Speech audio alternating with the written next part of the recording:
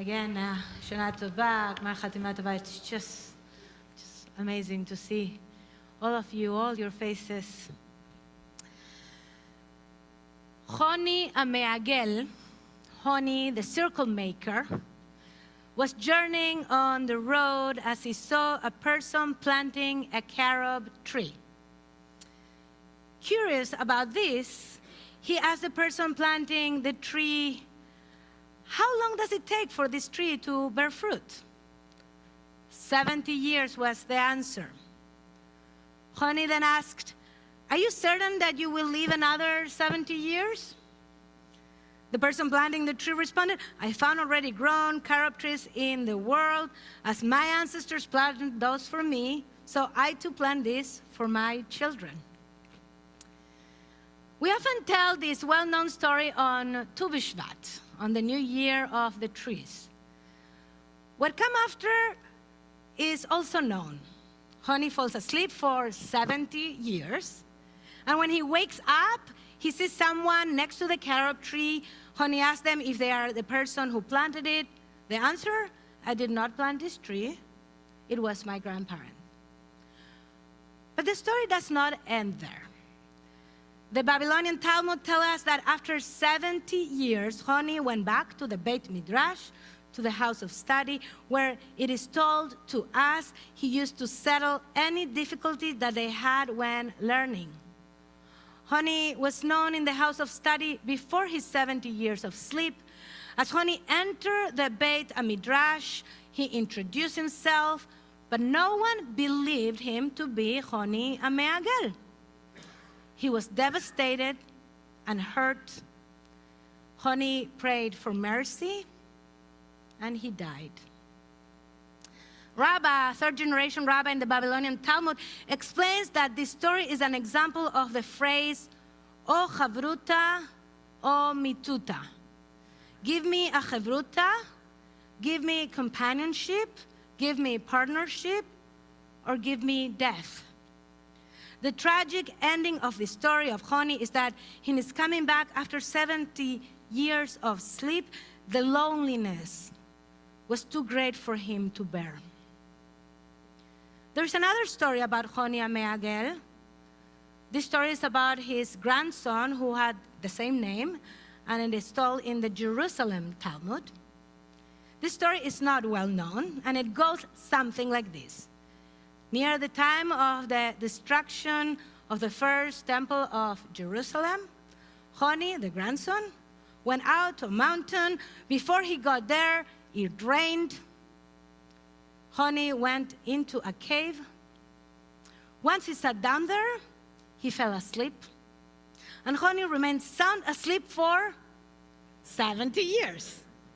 Now, during that time that he was asleep, the first temple of Jerusalem was destroyed. But not only that, it was also rebuilt a second time. He missed all that. As he woke up after his long sleep, he went out of the cave and he saw a world completely changed. He couldn't recognize it. An area that had been planted with vineyards in the past now produced olives. An area planted with olives before now produced grain. As he met people, he asked, what happened in the world? Don't you know what happened? They said to him. No, Honi responded. People then asked him, who are you? I'm Honi, the circle maker. The people knew who Honi was. They remembered that when he used to go into the temple courtyard, his presence would illuminate it. Honi then went to the temple, the new, rebuilt one, and as he entered, he illuminated the place. As he did that, he recited the verse from Psalm, Beshuv Adonai et Zion, Ainu kecholmim. When Adonai brought us back to Zion, we were like those who dream.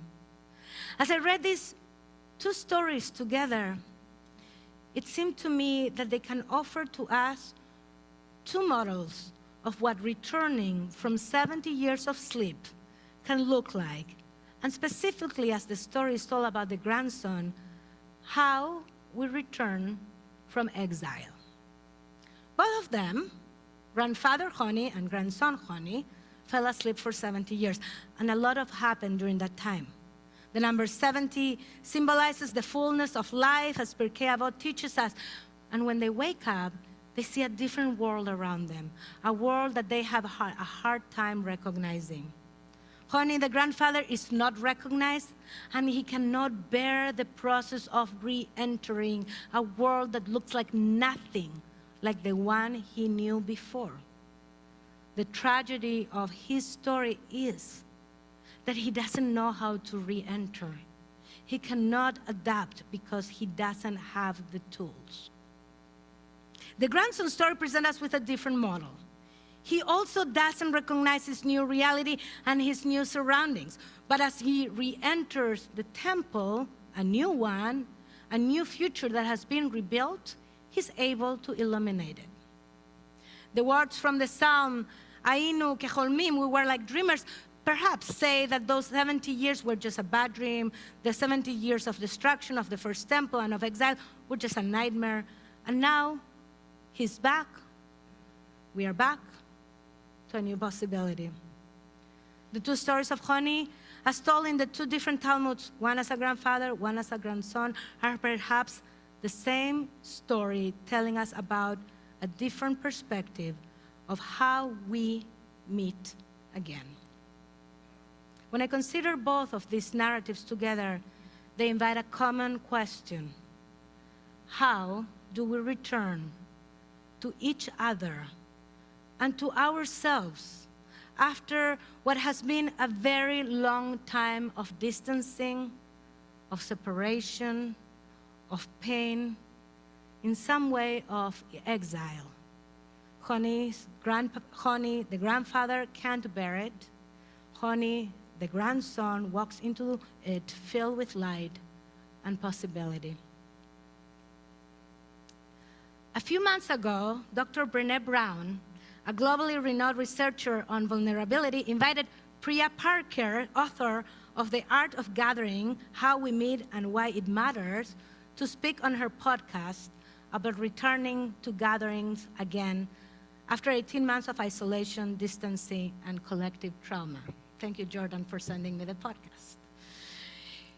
In their engaging conversation, they invite us to think about this moment as an opportunity to re-enter the world perhaps a bit differently. They invite us to ask questions like, what have we learned? Should we fall back into our regular ways of being and gathering? Or do we have an opportunity for a new way? How do we reinvent our gatherings? What worked before? What worked during the pandemic? What didn't? Although their conversation mostly focused on how to go back to the workplace and offering tools for leaders of organizations, I think they speak profoundly to all kinds of gatherings and the process of re-entry. Priya Parker encourages us to name and articulate this moment, a moment of transition, which can bring awkwardness and make us feel uncomfortable. Do I hug you? Do I shake your hand? Do I say no? And I'm going to be judged for doing something a bit different than others? Priya Parker tells us that we will all of us, experience some micro moments of perceived rejection during the next many months. Micro moments of perceived rejections during the next many months. I may put my hand forward to shake yours and you don't reciprocate, or I may invite you to a gathering, but you decide not to come just yet. Naming this, she says, is the first step. But what Priya Parker encourages the most is to have worthy conversations. She tells us that this moment can be a beautiful and courageous moment of creativity.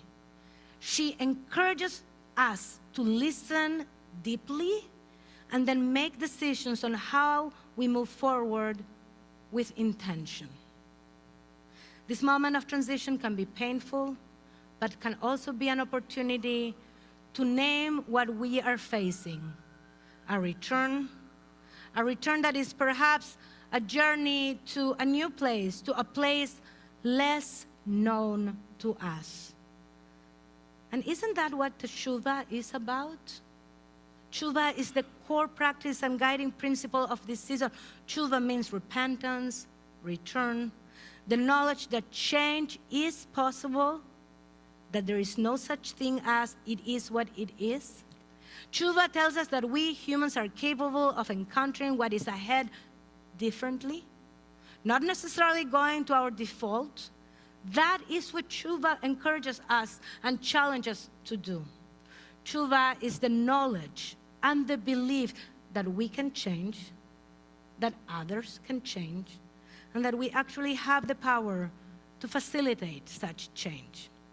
Maimonides in the Inhot Teshuvah reminds us that true teshuvah happens when we're in the same situation and we do not make the same mistake. So if teshuvah is returning, but it is not returning to the same place, what is this process about?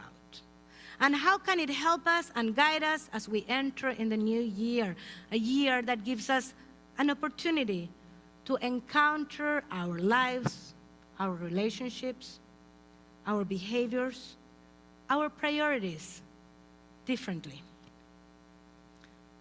So I'm going to invite you to do an exercise. I'm going to ask 2 questions, and I'm going to give you some silent time to think about them. First question. I want you to take a moment to think now about one thing, for now just one, that you do not want to go back to in the way it was before the pandemic started. For example, you might consider, and this speaks to my own life, your allocation of time, what you're scheduled to full. Did you always say yes to every social gathering? Did you work around the clock, never taking a break for lunch? Or questions like how much or little time did you spend in nature or praying or journaling or meditating?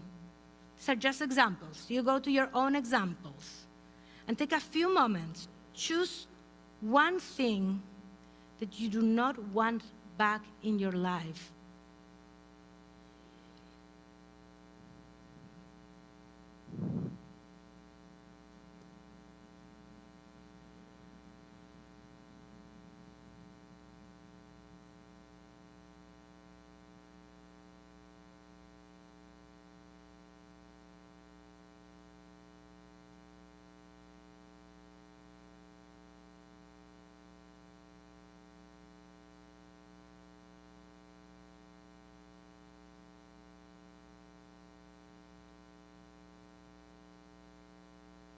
Now a second question. I want you to take a moment to think about something you learned during these past 18 months. Something about yourself, your loved ones, your community. Something that you want to hold on as you move forward to this coming year with intention. Something you want to hold on as you move forward to this coming year with intention. Just take a few moments to think about this second question.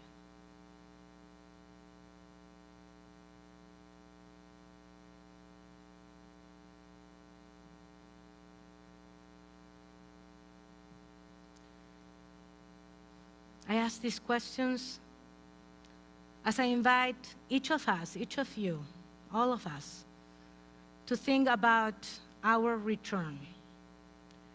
Each of us is honey, returning after 70 years of exile to a new place, a place where we are encountering new realities, some that we do not recognize, and some that do not recognize us. We are all both honeys, the grandfather and the grandson. As the grandfather, we have moments of despair, of fear, of anxiety, of feeling that this reentry is too hard to bear. But we're also the grandson, and we have an opportunity to imagine the last 18 months not just as a dream or a nightmare, but as a possibility of learning to re-enter the Beit HaMikdash, the Temple of Jerusalem, the new, slowly rebuilding future with light, with new intentions and hopes. I know that I have learned so much about myself, but also about our community during this time. Over the past 18 months, I have to come to realize more than ever the power of community. We have found ways to stay connected, to strive for belonging, even while separated, and even when we were alone. Staying connected, feeling a part of community has been difficult for some, easier for others, and for some, near impossible. But I never felt more, as I have felt in the past year, the importance of being part of relevant, intentional, and meaningful community. As a rabbi, I have never felt more clarity of my role as a facilitator to allow our community to strengthen and deepen. The first Shabbat that we had people in the sanctuary in early June, as I invited those present to do a call and response, and I heard the voices of people singing back, I broke into tears. I felt the void of a sanctuary empty for so long. I felt the sadness coming back on Fridays, walking back home after leading a service all alone. But I also felt tremendous gratitude for our community, for belonging, and I'm hoping that in whichever ways we are re-entering, some at a slower pace and some at a faster pace, we have the capacity to do it in community and with others as we together illuminate the path forward. The book of Ezra tells us the story of the return to Zion following the close of the Babylonian captivity. And the book begins with the telling of the story of the first return of exiles and the completion and dedication of the new temple of Jerusalem. As the story of return to Zion is told, we read how the priests and the Levites and the chiefs and the clans came back. The verses say in the book of Ezra, many of the priests and Levites and chief of the clans, the old men who had seen the first house, wept loudly. They wept loudly at the sight of the founding of this house. And many others shouted joyously at the top of their voices. The elderly tells us the story. Those who have seen the first temple, they wept loudly. Perhaps wept for the destruction, for the pain, for the loss, for the exile, for what could have been. And the others shouted joyously at the top of their voices, in celebration, in joy, because the new temple was rebuilt, because there was a new opportunity, a new hope. And then we read the next verse that says that the people could not distinguish the shouts of joy from the people weeping. They could not distinguish the shouts of joy and the people weeping. The cry, the pain, the weeping, and the joy and the hope and the possibility became one. One without distinction. Perhaps these two stories of Honi are just one, as we are all. We hold in ourselves the pain and the loss, the suffering of the many months. For some, the loss of loved ones, parents and grandparents, friends and acquaintances to COVID-19. For some, loss of jobs and fear for the future, or loss of direction of how to move forward.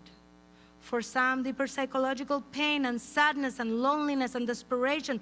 For others, fear and anxiety from the constant not knowing if we will be okay. And for most, for all of us, tiredness, exhaustion from this too long and still ongoing public health crisis.